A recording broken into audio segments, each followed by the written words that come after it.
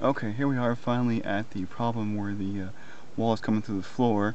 Now when I said earlier that I didn't believe that the joist was doubled up down here for that wall, I was incorrect. The joist is doubled up, but the wall did miss the joist.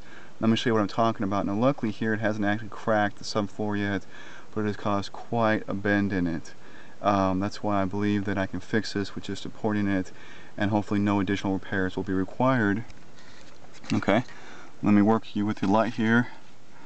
Alright. Now, right there is the problem we're looking at.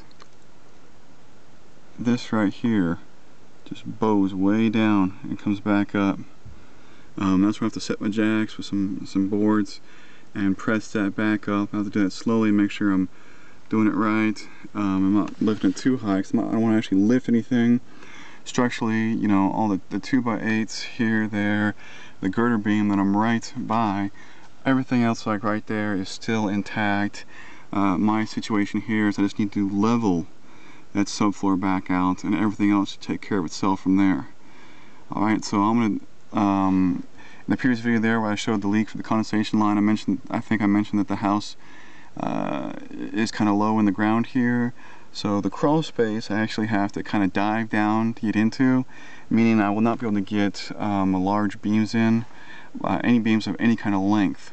What would be optimal would be to try to force another joist running this way right underneath that wall like what it was supposed to have been, but that will be actually impossible because of the crawl space.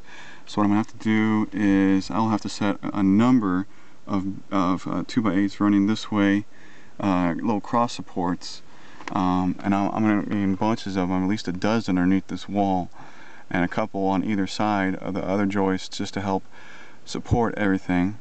I'm going to work on this for a while, so hang in there with me.